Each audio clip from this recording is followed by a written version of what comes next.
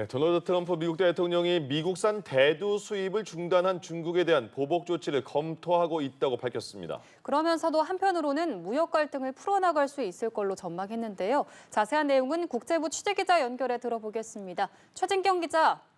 네, 트럼프 대통령이 미국산 대두 수입을 중단한 중국에 대한 보복 조치를 고려하고 있습니다. 현지 시간 14일 트루스 소셜을 통해 직접 언급한 내용인데요. 트럼프 대통령은 중국이 의도적으로 미국산 대두를 사들이지 않는 것이라면서 경제적으로 적대적인 행위로 규정했습니다.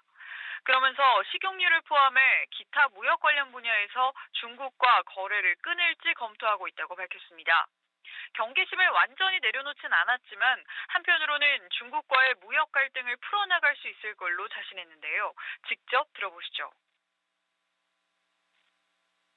We have to be careful with China, but we have a fair relationship with China, and I think it'll be fine. And if it's not, that's okay too.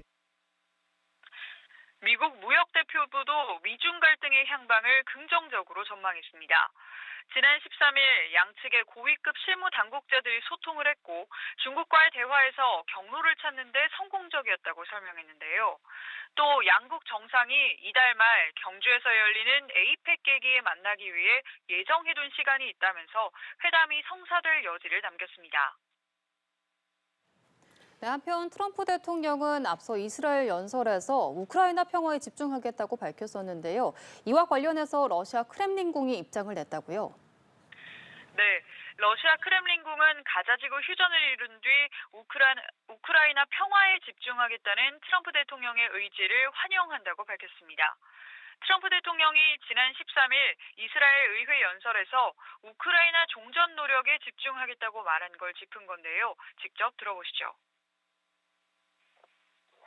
Влияние Соединенных Штатов, дипломатическое мастерство посланцев президента Трампа поможет сподвигнуть украинскую сторону к большей активности и к большей готовности к мирному процессу. 유럽 등 일각에선 트럼프 대통령이 이스라엘과 하마스 휴전을 중재할 때처럼 우크라이나 전쟁에도 압박을 가해야 한다는 지적이 나오는데요. 하마스가 평화 중재안을 받아들이지 않는다면 외교적 불이익을 주겠다고 압박한 것처럼 러시아에도 실질적인 제재 등이 필요하다는 겁니다.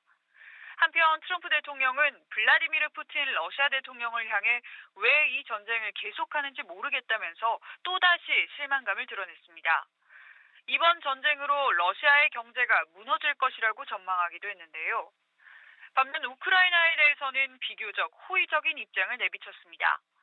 우크라이나에 대한 각국의 무기 지원이 올 하반기 들어 절반 가까이 줄어든 가운데 오는 17일 토마호크 미사일 지원 방안을 논의할 전망입니다. 지금까지 국제부에서 전해드렸습니다.